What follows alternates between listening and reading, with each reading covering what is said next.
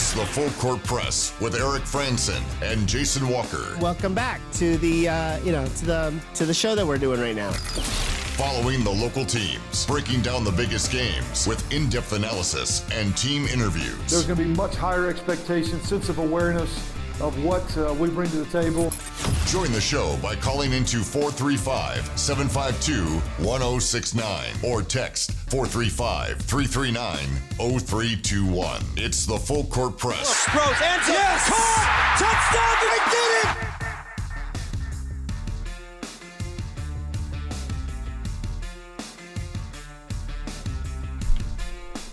Hey, what's going on, everybody? Eric Frandsen and Jason Walker here on the Full Court Press. Thanks for tuning in on a Thursday. Happy to have you along with us as we talk about a lot of different things going on in sports today. We're going to do our preview and predictions for Utah State hosting Air Force on Saturday. Game kicks at 5 o'clock as part of homecoming. Really, that concludes a lot of the homecoming festivities for the weekend. And, we would love to get your predictions as well. Not just what the score might be, but how we think the game might play out. We'll talk about Utah State basketball. They hold a scrimmage on Friday, the blue-white scrimmage, 7 o'clock in the Spectrum. Great opportunity to see this team and get down and get some autographs from these players after the scrimmage. Should be a lot of fun. So we'll talk a little bit about the Utah State men's basketball team and some of the people we're going to be keeping an eye on in the scrimmage and just, who needs to play a larger role and this year to help Utah State have a successful season. And, of course, a little bit later on, we'll get into our Pick 6, the 6 things we think might happen this weekend. So we'll start off with, speaking of Utah State basketball, news today that, 13 games of theirs will be on national television as part of their upcoming season. And 9 of those will be on CBS Sports Network, and 4 games will be on FS1. So not a bad schedule for Utah State on national TV. Yeah, there's a lot of Mountain West conference games, interconference games that end up on usually CBS Sports Network, but they do get several that end up on FS1, which is the bigger one, because I believe more people are getting FS1 than they are getting CBS Sports Network. Yes, more widely distributed. So those are going to be some of the big ones. They play on FS1 like 3 games in a row, and I think 4 out of 5 games. There's like a 4 out of 5 stretch where they play on FS1, 3 of those being in a row. Yeah. So get a lot of national television for a hot minute. So hopefully you play good in those games.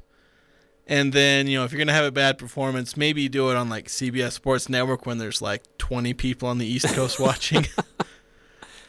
Yeah, so it starts out when the Aggies host Fresno State on New Year's Eve. Now, they haven't set the game time of this game yet. It's a Saturday night, December 31st. That'll be on CBS Sports Network with Fresno State in town. Then the next game, they go to Air Force on January 3rd. That'll be on CBS Sports Network. So there's kind of a run here where every game will be on a national network. So when they go to Boise State, that's the first of those games that you talked about, Jason, about their run on FS1. So Saturday, January 7th at 4:30 p.m. in the afternoon when they travel up to Boise. That's their first game on FS1. Yeah. Kind of an interesting tip time. It is early in the day, so that's the one people are going to be watching a lot because you get some of these are, 7, 8, 9 o'clock at night at times, especially if they're on FS1. So you mentioned the Boise State, that's 4:30, then they play at 8:30, 9 p.m. The other FS1 game is at 8:30. So like the one good time slot where there's going to be a lot of people potentially watching that game, whereas these other ones, there'll still be a lot of potential West Coast watchers, but people out east will probably start going to bed by then. Yeah, they won't be tuning in. So 4:30 tip in Boise, very friendly for the East Coast and East Coast audiences. And that's the first of 3 of games on FS1. So the following game on January 10th, it'll be a Tuesday when they host Wyoming. Cowboys Cowboys could be a really good team this year in basketball. A lot of returning talent, kind of exceeded some expectations a year ago. Hunter Maldonado coming back for his extra year. And then they traveled to Nevada on Friday, January 13th. And well, that home game against Wyoming, it's an 8:30 tip in Logan. Then they traveled to Nevada on Friday, January 13th, a 9 o'clock tip-off on FS1. And is that mountain time or local time? All times are mountain when Okay. we're talking about these. So it'll be 8 o'clock tip there in Reno. Okay, so that's not as bad. If it was 9 p.m. local tip-off, even I might not watch that game. And y'all are paying me to do that. That's right. So that's on Wednesday, January 25th. So a little bit of a break. After that is the next one on the 25th. It's another 9 o'clock tip-off. But this time it's when they're in San Diego to take on the Aztecs. That'll be on CBS Sports Network. And just doing some reading about the Aztecs, and that has the makings of a Sweet 16 team. San Diego State has some great talent, size, and depth. They're going to be the class of the Mountain West this year. Yeah, there's some potentially really good teams in the Mountain West this year, which is a shame considering Utah State may not be putting its best foot forward this year. Or maybe it's a good thing because you put together a good team and then you kind of get cannibalized by a great conference. Yeah, that's true. That's true. The Aggies return home on February 1st. That's a Wednesday, 8:30 p.m. Kind of a late tip for a home game on a weeknight, and they host New Mexico on FS1. And New Mexico, it's a team that historically prides itself on good basketball, but the last little while they've certainly not met expectations. There's been a coaching change. They've got some high-profile names there with the coach and some players on the roster. But this will be an interesting year to see if it starts to come together for them or not. Well, see, UNLV and New Mexico are two teams that have both historically been pretty dang good programs. UNLV having an absolutely great heyday, 20, 30 years ago. But both lately haven't been nearly as good. They've not been bad, but they've not been near, the teams they were in the past. No, it's a good point. But there's definitely a fan base and even a media kind of expectation from these schools and what they should do and what kind of performance they should put out there. But that'll be one that will be interesting to watch for New Mexico. But again, that's a late tip time, Wednesday, February 1st, 8:30 p.m. It'll be on FS1. Aggies, the next national broadcast will be when they go to Colorado State on February 4th. Now, the time is not set for this one yet, but it will be on CBS Sports Network. Rams had a great run last year, but a lot of those key guys are going to be gone. So what's this team coached by Michael Medved going to look like this year with what they lost from last year's squad? Could be a really interesting matchup in Fort Collins on February 4th. And then Utah State will host San Diego State on Wednesday, February 8th. Another late tip-off, 8 o'clock, and this will be on CBS Sports Network once again. So getting the Aztecs in Logan. We all need to buy new mattresses so we can get to bed quicker after these games. Get to sleep. Some late games. A couple more games on the national broadcast schedule for USU basketball. Wednesday, February 8th, or 8 p.m. I already mentioned that. That's going to be the one with San Diego State. Then it'll be Saturday, February 11th. No time set on this yet, but that's when they go to San Jose. That'll be on CBS Sports Network. The following Saturday, the 18th, when they host Nevada, it'll be on CBS Sports Network. No tip time on that one yet. Maybe a time to kind of sit and wait to gauge how either team is looking by that point of the season. And then two more. Tuesday, February 21st, 7 o'clock tip-off at Wyoming on CBS Sports Network. And then the final one on the national broadcast will be when they make that trip to Las Vegas to take on UNLV. 9 o'clock tip on CBS Sports Network. So that's your kind of national broadcast schedule for Utah State when they're in conference play. You can go check it out right now on CashValleyDaily.com. But some notable games to be aware of, and at least now we know days and times for some of these games, whereas before it's kind of loosely scheduled in conference play, but they made it clear like game dates could change and could vary based on what our TV partners want, and now we're starting to get that. Yeah, and you look at it overall, if I'm doing my counting right, 13 out of 18 conference games on national TV, which is good. It's the Mountain West moving up. You can actually watch these games instead of whatever. Sometimes they have to just stream these games on like the team website or the athletics website. Just pray that it works. But with these, you're getting national broadcasts. You can get still largely West Coast people are going to be the ones who are the target market here, especially with these late tip-offs. But it's a chance for Utah State to show off at times on national TV. If this turns out to be a good year, you want as many eyeballs as possible on your team, so that when the people are making their bracketology, right, selection committee is going to be what games have they seen, which games have they watched, and how many teams will come out of the Mountain West. Will it be a 3-bid league? Will it be a 4-bid league? Yeah, right now, probably at least a 2-bid league. 2-bid. 3 is definitely in the cards. 4 is if there's a real surprise out of this conference. So we'll see. But obviously, getting as many games on national TV is what you want for the conference as a whole.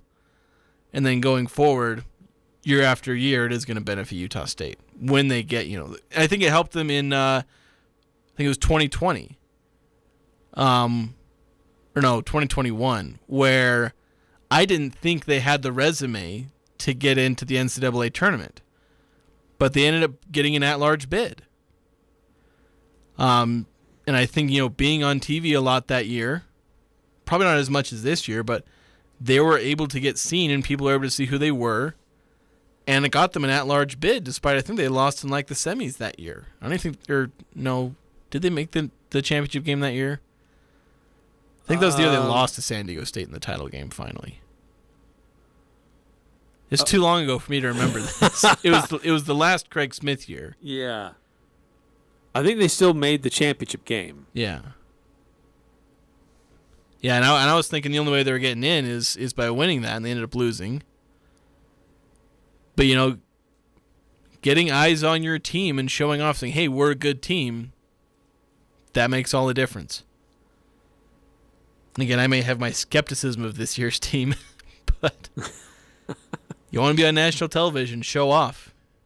If they surprise people, then you don't want to be an under-the-radar surprise. You want to be on the television surprise. Yeah, right. And this is like a team, and we've talked a little bit about this before with the schedule, that will have opportunities to kind of find themselves and come into conference play potentially with a bit of a head of steam, with some momentum coming into conference.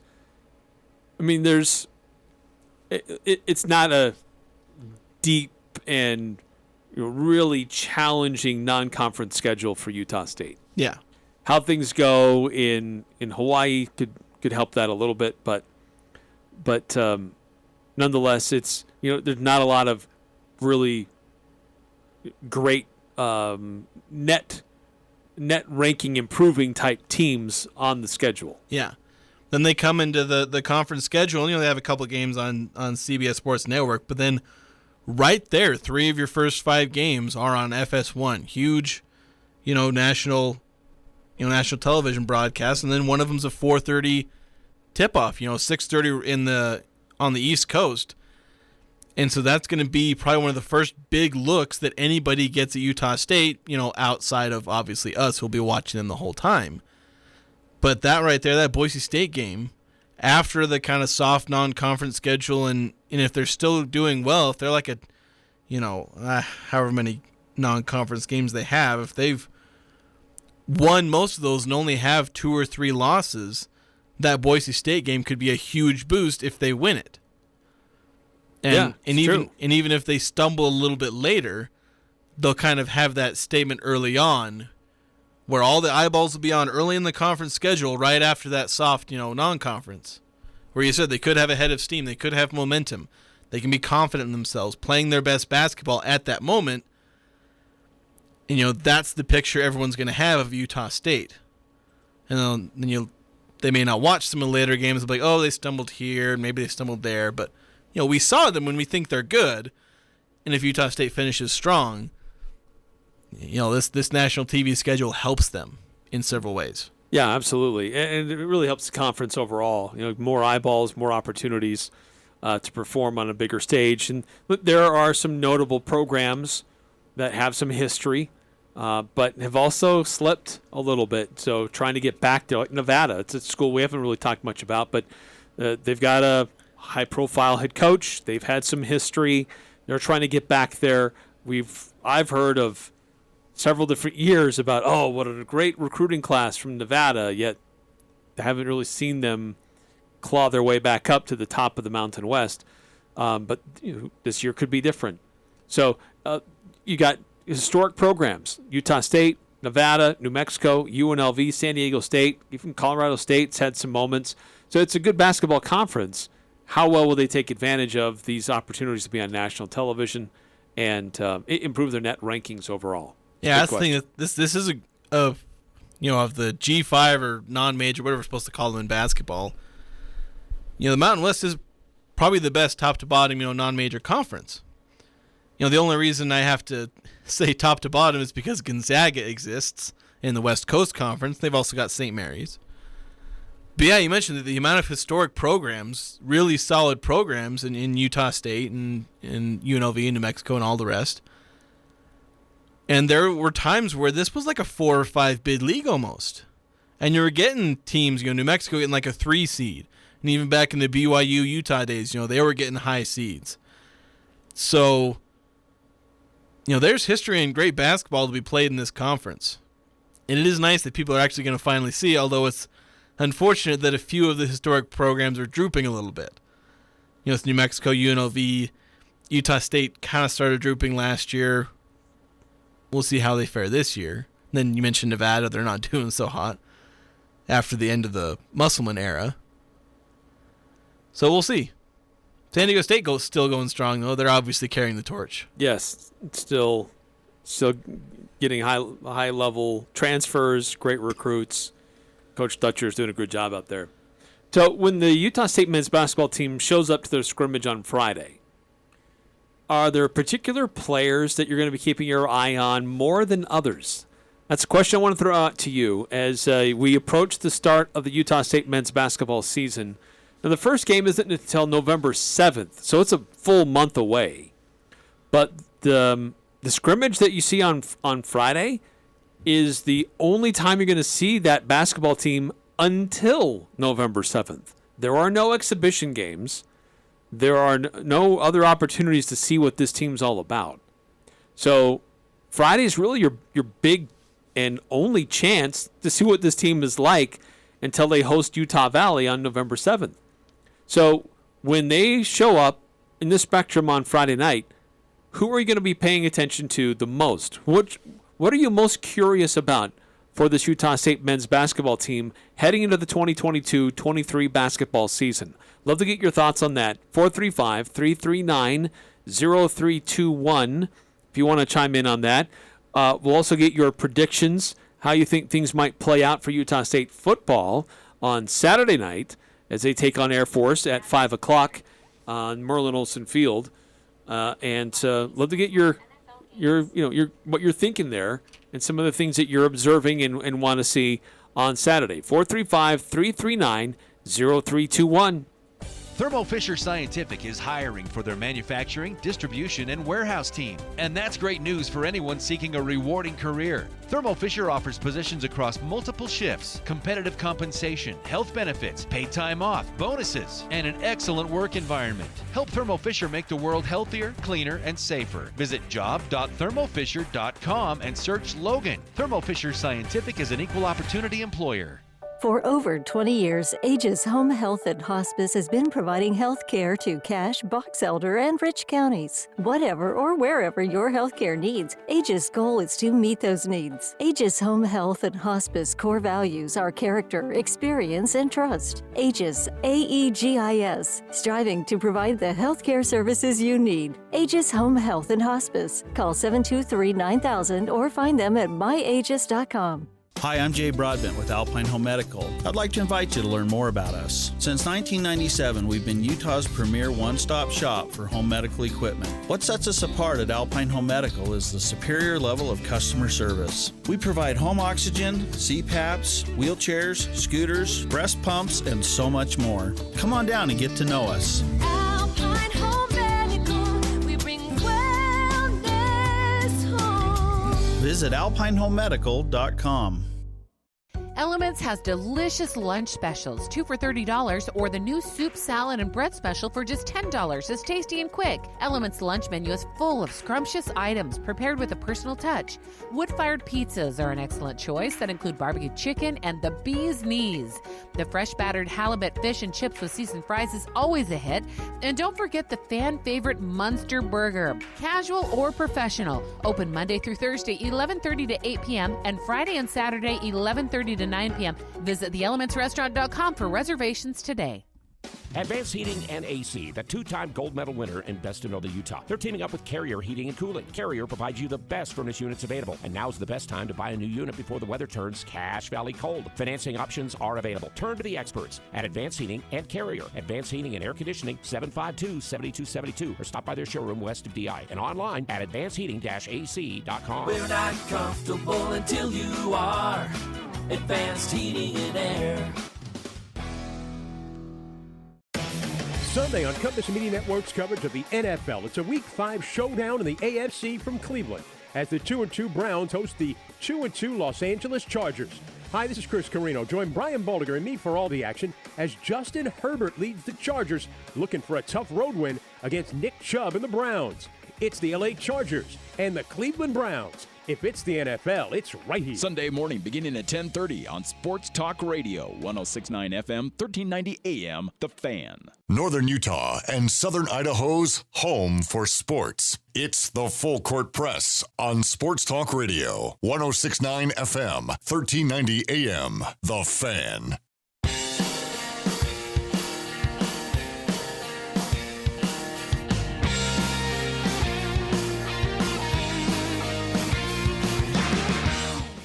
Eric Frandsen, Jason Walker here on the Full Court Press. Love to have you chime in as well. Feel free to text in on the Full Court Press text line, 435-339-0321. Or call in, 435-752-1069. So Utah State basketball hosting a scrimmage, their blue-white scrimmage, coming up Friday, 7 o'clock in the Spectrum. Your only time to see this team until November 7th when they host Utah Valley. So what are you looking for the most when you go watch Utah State and this basketball team this year? A couple texts come through. 6543. Why no BYU on the preseason schedule? Because they're cowards. They're scaredy cats. Why no Utah on the preseason schedule? Yeah, see, why don't we get that question more than anything? Yeah, we've talked about it, and we had a nice conversation. Basically, where and one of the points I made was that with football, I can understand Utah and BYU not scheduling Utah State. Scheduling's a lot harder. There's a lot less space on the schedule for Utah State, and there's very little benefit and a lot more risk. Especially with the way the playoff system is now. There's huge incentive to schedule either tough opponents or cake opponents. And Utah State is neither one of those. So, there's not much incentive to schedule Utah State. And not much space, as I said. With basketball, no excuse, period. There is no excuse for Utah and BYU to not be playing Utah State other than their own danged pride of, we won't play at Utah State. You have to come to us every single year. I mean, or we want it to be 2-for-1. Yeah. Or well, doesn't Utah want to State play in a neutral site? Yeah, Utah State goes to Weber State every now and again, don't they? Yeah. And I don't think that's a 2-for-1 situation, is it? No, I think they just trade back and forth. Yeah, so it's like, just do it. It's not that big of a deal. And BYU's dominating the Utah State series anyway. What are they afraid of? And it's not a bad. There is such a thing as a bad win. Like if you beat a team and it doesn't really help you in your net ranking. But that hasn't been the case. Utah State has had solid net rankings for the last several years. And here's the thing: in your non-conference win or schedule, lose, it's a solid game for you to play. Yeah, and on your non-conference schedule, you can get away with losses. Bad losses or good or bad wins early in the schedule. People forget about those. You know, at worst, you know, at the end of the year, and they're showing these graphics, you know, saying, "Oh, here's Utah State," or you know, if BYU gets in this case, BYU's worst losses. Okay, they'll list it. But nobody will remember it because it will have happened in, you know, November or October. And it won't be that big of a deal, even if you lose. And it would probably be on the road. It's like, okay, you lost to a road team, and Utah State might be in the 60s in the net. At like worst, maybe, because they're usually not much worse than that. You know, 60 to 90 is about the range you're going to see on the low end for Utah State. So it's like, there's no real risk to scheduling Utah State. Right? For Utah or BYU. Yeah. It's their own stubborn, stupid pride. And that's it. They cannot conjure any excuse under the sun that makes sense other than their stupid brains and their brain-dead fans who try and defend it. Right? They're on their high horse and looking down their noses. And they'll say, Stupid. we would love to schedule Utah State. No, you dang well don't. And everyone knows why. Well, they would love to schedule Utah State with conditions. Yeah. And credit to Utah State and the administration here in Logan. They're like, no, we will play you, but you come to our house and we'll go to your house. Yeah. And I get it. Every third year, maybe we'll do the Beehive Classic or something in Salt Lake. Okay, as long as everybody else is held under that same conditions, okay, I can live with that.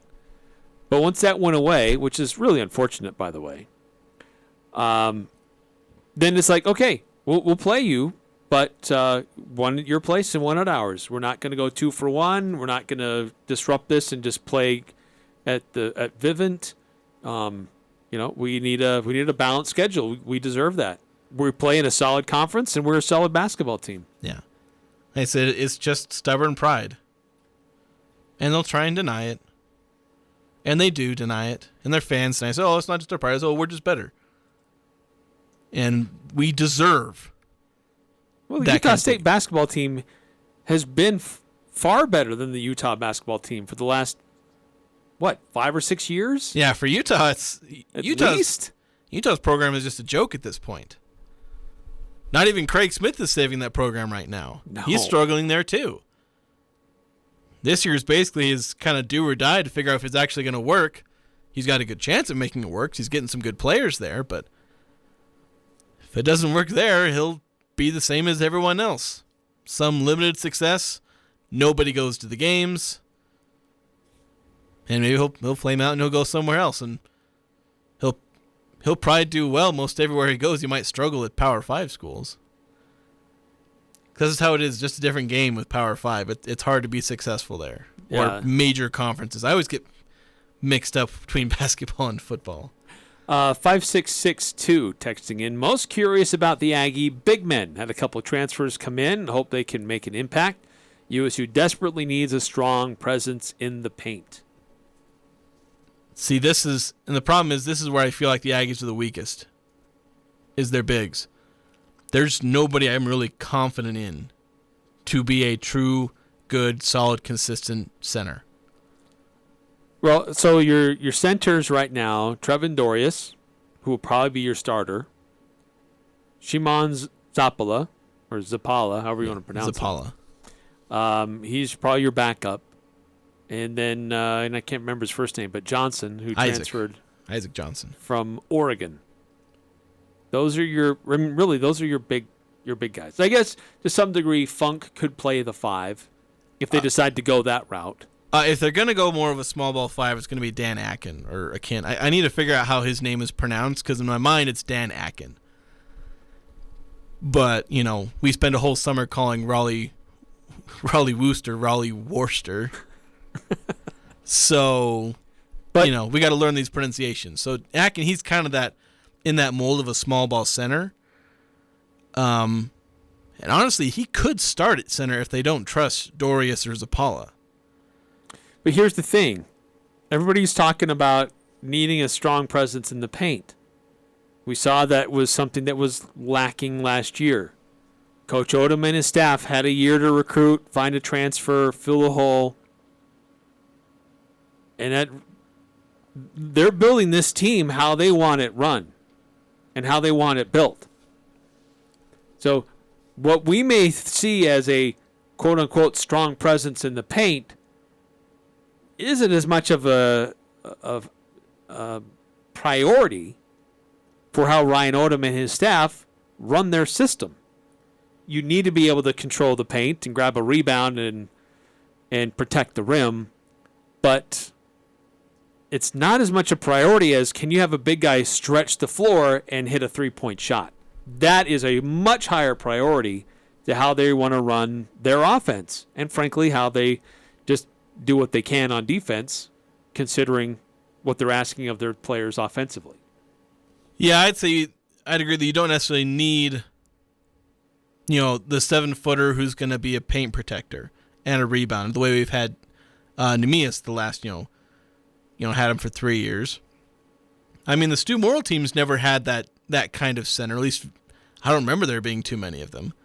They were usually smaller teams that, defended and rebounded in other ways. And a lot of college teams are able to function like that. There's several different ways you can build a college basketball team. And there's a lot more you can get away with in college than you can in the NBA. Where in the NBA, yeah, you've got to have somebody in there who can paint protect and rebound to some degree. You need to have that. In college, things can be a little trickier. And as I said, plenty of teams have succeeded. Maybe you have like a 6'8", 6'9" guy as your more full-time center. You might face some disadvantages when you face really good centers, but there's other ways you can make up for that. My problem is I don't know if Utah State's good enough in other areas to make up for not having a good paint presence. We'll see. But I am worried to a degree, like, will this team be able to stop teams at the rim? Because that's one of the advantages to having the centers. With Craig Smith, they were, like, one of the best teams at 2-point percent, like, field goal defense, stopping teams when they got inside the arc. They were one of the best teams at that for, like, a 3-4 year stretch. A lot of that had to do with Neemias, but even when he wasn't in, when there was that stretch where they were starting like Justin Bean and Alfonso Anderson, they were still pretty good at it. And so the question is, can Utah State do that? The shot at the rim is still the best shot in basketball. We can talk about how the three-point revolution is taking over. Every coach on planet Earth will take a layup over a three-point shot every day of the week, twice on Sundays, and 7 times on Thursdays. Everyone wants a layup, and so you got to be able to stop that. The best and easiest way is to have a really good center, on defense, Neemias Queta, or having a ton of really good perimeter defenders. Utah State doesn't have either of those. So that's a bit of a worry. That's a long, rambling answer. But, well, yeah, so I get it. That's I echo the concern, or at least maybe I'll say curiosity from the text that came through about keeping an eye on the big men. Yeah. And look, I'm still curious to see what the development looks like from Dorius and Zapala. We saw a little bit of Johnson in the NIT game, but we don't know really how he fits into this system and if he's going to be featured much or how who plays those roles, or if it's going to be Akin who plays down low and fills that spot. Yeah. So how that does get used at the 5 spot, will there be true traditional center, or is it going to be kind of a 5-out offense, more of a small ball, everybody can shoot beyond the arc? Yeah. My thing is I just want to see production out of the center position, if anything. And I'm not confident the guys we have can be productive. Because, we can say there's production, if he's, being the rim protector, okay, that's production in one way. If he's a 5-out center, that's another way he's producing, even if he's weaker and stronger in some areas. Just want something out of it. That's why I feel like Akin could be, even though he's a 6'8", 6'9" guy, could he end up being the center? Because of all the guys on the roster, he might be the only guy right now who could actually produce at center. And that's a big reason why I'm worried, is that none of our 7-footer, 6'11/7-footers seem like they can really produce when they're in a starting role, and you don't want to be playing 4-on-5 because that's just horrible. You don't want to be doing that every game. No. It's why, when Keta went out, Craig Smith went with Bean and Alfonso Anderson because, I had Dorius, who was okay at times, and Kuba Karwowski, but they couldn't produce. They were playing 4-on-5 with those guys. So they surrendered some disadvantages by playing small ball, but they were getting production in other ways. 3486 texting in, I had a family member refuse to believe that Pope wouldn't schedule the Aggies, saying that Pope said promises to play any in-state teams home and home. I had to pull out the article in order for him to shut up and shut it. Yeah, a lot of empty promises. Yeah, that's what they do. 5662, who was curious about the big men, but then followed it up. I'm all for the small ball lineup, but who's going to stop Ike twice a season? Dorius?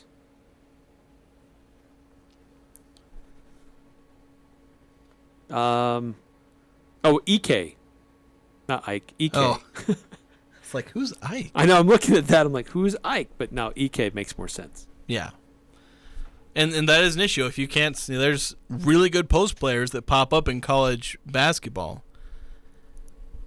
And you got to be able to stop them. And right now, I'm worried about Utah State and their ability to stop opposing centers. It was that way last season. They couldn't stop anybody. Fresno has some big guys. Wyoming has a really good big guy. San Diego State has good post play. So that's absolutely going to be an important piece that this Utah State team has to figure out that last year's team struggled with. So I get it. I'm with you. It's an important concern to have of this team this year. And do we need that position to be 18 points, 8 rebounds, 2 blocks a night? While that would be awesome, yeah, I don't think that's the way this team is built. It's not that player is not a featured part of the team, but they need to at least hold their own. I think that's really what we're asking for. Have that center hold their own, pull down some rebounds, make people second guess when they try to attack the rim, and everybody else can do their part, and they're probably going to be okay. That's why I'm worried, because nobody in that front court at center. I've not seen any of them do that at the collegiate level yet. So we'll see on Friday what kind of improvements that they've made to their game and trying to improve what they can do to help their team move forward when they have the blue-white scrimmage Friday at 7. All right, a quick timeout here in the Full Court Press. Love to continue to get your thoughts, your questions about Utah State men's basketball. What players are you going to be watching or keeping an eye on Friday night? Or what things are you looking forward to this upcoming season? And a little bit later on, we'll get into our predictions for and previews for the Utah State Air Force football game, which will be Saturday night, kicking off at 5 o'clock on Merlin Olsen Field. That's coming up in about 3.5 minutes from now. A Valvoline Instant Oil Change. You've heard us talking about them. They've got several different products that are really good for your vehicle. They're quick, they're clean, it's easy to get in and out of, and they're open 7 days a week. And so go check them out at 695 North Main in Logan to get your oil changed, keep your vehicle running properly, and they'll get it done quickly and get it done right. Trained professionals who know what they're doing. 695 North Main in Logan. Fall is in the air and it's getting colder. Make sure your vehicle is well maintained. Valvoline Instant Oil Change in Logan across from Angie's can help. As the weather turns colder, your car needs more babying and an oil change is easy. They'll change your oil and also check other fluid levels and replace your air filters if needed. The best thing, you can stay in your car while their trained professionals service your vehicle. Valvoline Instant Oil Change, 695 North Main, open 7 days a week. I'm here with Mark Anderson from Anderson Seed and Garden. Mark, can you tell us a little about your experience with ChemDry of Northern Utah? You know, our carpets get really dirty at Anderson Seed and Garden, and we clean every January. Our timing is kind of difficult. I called Daryl, and he was amazing to work around our schedule. They came in and cleaned our carpets. They looked like brand new when they were all done, and they've just been amazing to work with. ChemDry of Northern Utah. ChemDry of Northern Utah. 435-752-6100. Cold weather is here. Let the gold medal winner in the Best of Northern Utah's fireplace category help you update your home with Heat and Glow's full line of gas or wood-burning products. Building a new home? Let the professionals at Advanced Fireplace and Stove design and install your fireplace. From traditional to modern, Heat and Glow has something for every design and every budget. Install a product that will allow your family to make memories for years to come. Stop by at their showroom or visit them at advancedfireplaceandstove.com. I'm Nate Kreckman. This week in the Mountain West, San Jose State won the league back in 20. Now they might just have a better team here in 2022. We'll talk to Spartans head coach Brent Brennan about their 3-1 start. Plus, Air Force keeps on rolling. Is this finally the year Troy Calhoun can win the conference championship? It's all this week here on the Mountain West Radio Network. Friday afternoon during the Full Court Press on Sports Talk Radio 106.9 FM, 1390 AM, The Fan. Hi, this is Tyler. Recently, my father passed away, and White Pine provided the funeral services for our family. They were friendly, thoughtful, and attentive to every detail. You know, it isn't often that a loved one passes away, so it was very important to my family that everything be handled just right. Because my dad was loved by so many people, we had a lot of family and friends that traveled from out of town. I really appreciate how White Pine Funeral Services made sure everyone was comfortable and that the focus was where it needed to be, on my dad and my family. They really took care of us during this tender time. The Full Court Press. Connect with us on Facebook, Twitter, and online at 1069thefan.com.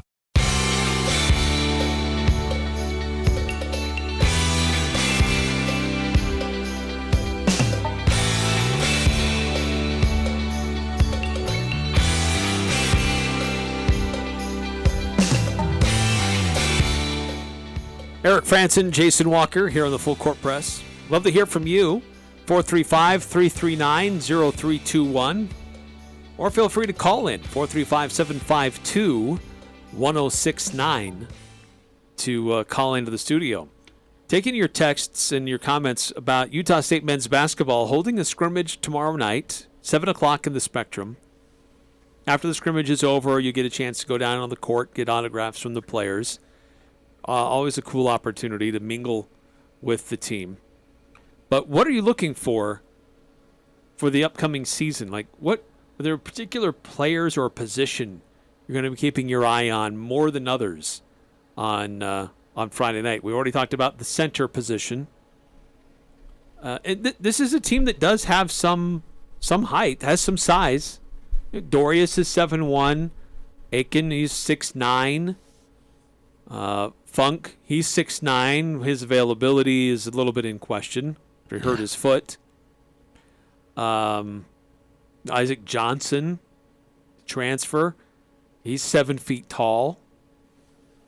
Shimon, he's 6'11". So it's a team that has some size. They can throw multiple big guys at you, but just how effective are they, and how much of an impact will they have on the game? Yeah, that'll certainly be a question. You look at the guys you just mentioned; they're all center, so you wonder like how many they can play at the same time. But it is possible, I think, for them to field a lineup where they have, one of those centers. Say Dorius, throw Akin out there at power forward. He can very much play power forward. May not be a stretch guy, but you can kind of get away with having two non-shooting bigs in the college level. Then you have Taylor Funk, he's more fit to play the 4 maybe in the modern game. More traditionally, he'd probably be a small forward, but you can play small forward in college just fine. So you could end up throwing out there a 7-footer and 2 6'9" guys and have a pretty long lineup in that sense. Yeah. It helps if I turn on my mic. Yes, you got to do that. That's true. I mean, it could give them some really interesting versatility. Let's go out to the phones. Craig has a comment. What's on your mind, Craig? Yeah, I was just calling about the basketball team. The first two guys you mentioned haven't shown the ability to do anything. The kid from Russia and Trevor Dorius have shown absolutely nothing. If combined together, if they averaged 5 points a game this year, that'd be a step up. Now, I think that Johnson kid has the potential, based upon his rating coming out of high school and who recruited him, that maybe he can do something. But he is awful, man. And then when I look at the other team, who are you scared of offensively for the Aggies? The Fossilif kid, I tell you, but he's a true freshman. How many true freshmen have an impact? Yes, he's a return missionary, so he's a little bit bigger and older. But and the Funk kid, I've heard, is a good player, but he's got an injured foot, and it sounds like he'll be back in time. But so, who are you scared of? Yeah, and that's a fair question. I don't know that there's a player, when I look at the Utah State roster and think, if I'm an opponent, I have to make sure I game plan for that guy. Because, I mean, Utah State's had those with Sam and with Nimi. And I think to some degree Justin Bean.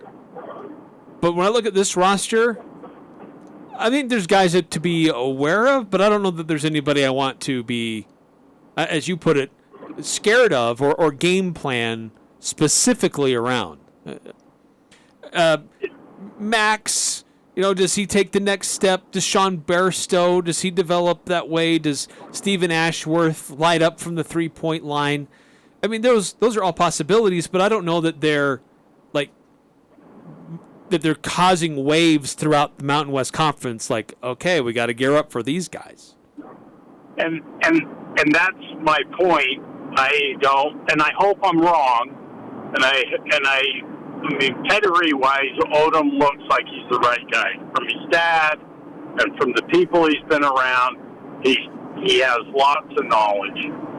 I question about recruiting, and I've been able to beat people. We lost several recruits that we did not beat people for. Peer schools, and again, I hope I'm wrong, but I don't see anybody on the team that you can tell me and write down that you're going to get double-digit scoring from them every night. And the only guy I'd maybe say you would be Funk, based upon what he did at St. Joe's. And short of him, I don't know. I'm not comfortable saying that I'd bet my house on it that anybody else could give you double digits every game. That's fair. I think it's a fair concern. Thanks for the call, Craig. Appreciate calling in. But Ashworth, I think he has a potential to hit double digits most games. If Bairstow can be consistent from outside, I think he's working on attacking the rim. I think he can do that pretty effectively with his size and generally the position that he plays. But if he can hit some shots from the outside, he'll flirt with double digits a game. So I'll tell you what, Craig echoed a lot of the thoughts I have about this team. As I kind of already said, I've not seen any production out of any of Utah State centers at the collegiate level. None of them have done it. Dorius' best role is to be a backup center. Akin may be a bench energy guy. Zapala's not lived up to his, recruiting ranking. Johnson so far hasn't lived up to his. And I have worries about Johnson, despite everyone saying he's a 4-star recruit and he's a guy who can stretch the floor. Well, I haven't seen it yet, and I don't want to use that as a knock against him. It's just that I can't say anything about him if I don't know anything about him. Right. It's not a criticism. It's just a fact. Yeah. We just don't know. And that's why, like, honestly, the two guys I'm looking at for this scrimmage are Mason Falslev and Isaac Johnson. The two guys who I have no idea what they're going to look like at the college level because I have next to no information. I tried to watch almost every single minute of Isaac Johnson footage, and, you know, he has like 50 minutes of collegiate basketball. Most of that's, you know, garbage time. Garbage time. So it's like, I didn't learn anything from it. I couldn't. Now, I've seen Mason Falslev play a lot, but that was high school. I saw a lot of his games covering them for, you know, the Herald Journal back in the day. Back in the day being like 3 years ago. But been a minute. Yeah. And he was wonderful in high school. Made improvements every single year, and by his senior year, he was dang near unstoppable. Teams were throwing defenders at him, and he was still making plays happen. He was getting triple doubles and you know, hitting tough shots and, you know, hitting shots from anywhere on the court. The kind of guy you dream of having at the collegiate level. Okay, but can you do that at the collegiate level? Utah State women's basketball team signed a girl who scored like 70 points in a game once and had like 4 other 50 and 60-point games. But her game never translated to the college level. Ken Mason's. I suspect it can, but, I mean, Craig also pointed out one of my concerns with Falslev. He's a true freshman. What can he do as a true freshman? And then as far as being scared of nobody on offense, he was spot on there too. Again, echoing all my thoughts basically about this team. Well, we need to keep getting those. We've got several texts that are coming through. Love to continue to get your thoughts or your concerns about the upcoming basketball season. A quick timeout, though, here on the Full Court Press first. Want to set yourself apart from the competition? A new Leadership MBA at Utah State University will help you lead companies and drive change in your organization.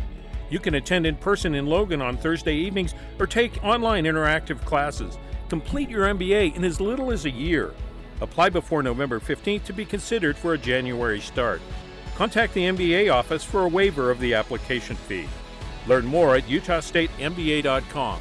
That's utahstatemba.com. Hey, it's Jackson with Mountain West Motor. We love the Cache Valley. Thank you for all of your support since we opened in February. Every one of our rigs is built for your adventure. We invite you to stop by at 615 North Main when thinking about a new rig. At Mountain West Motor, we have Ford Broncos, Ram TRXs, but also keep in mind we have great price point rigs starting at $20K. Check our website for current inventory and pricing at mwmotor.com. And for news and events, follow us on Instagram at mwmotor.co. Mountain West Motor, built for your adventure. Attention business owners. Did COVID negatively impact your business? Shutdowns, supply chain issues, or other government mandates that changed your operation?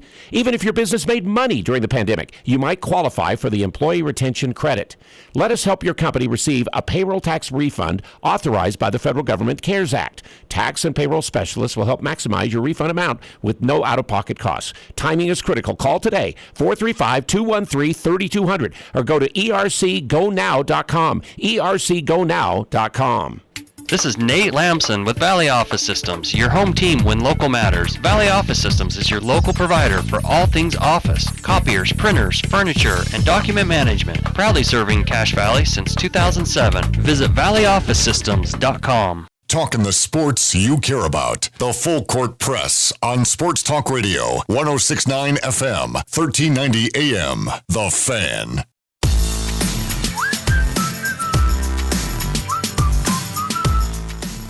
Hey, Napa Auto Parts features HeatStorm Tradesman infrared heaters to instantly warm up you and your surrounding objects.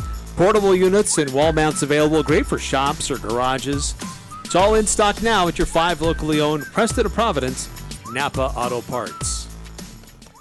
Several more texts rolling through, and we may have to push some of these into the next hour. But 6543 asking, when is the Mountain West Media Days for basketball, and where is it this year? That's a really good question. It's usually been in Las Vegas, or it's been done virtually. I can't tell you what the plans are for this year just yet. It's probably going to be in Vegas. I would imagine it would be coming up soon. Teams are getting together and practicing, and start of the season is a month away. So I'd imagine it would be coming up here very soon. And once we find out, we'll pass it along. We'll let you know because, we'll be on top of it to bring you what they have to say. 9758 asks, can anyone shoot the three? Seems like that was an issue last year. Yeah, it was. And looking at this year's team, I mean, Jones is iffy on the three. Ashworth is good. Shulga, I can't remember what he shot last year. I think it was average. Edelrock. He was weird because he was like hot and cold. He was like a 40% 3-point shooter, a good, solid, above average, dang near elite percentage in volume 3-point shooting, and was awful last year at times. Maybe average, slightly below average. It was just weird. So I was counting on him as being good, but then he wasn't. Bairstow, not a threat. Funk, elite level shooter, potentially best in the conference. High volume, high shooting percentage. I don't have time to go over the rest of the others, so we can maybe bump that to the next hour. Good question, solid question. We'll continue to examine that and more coming up next hour here on the Full Court Press.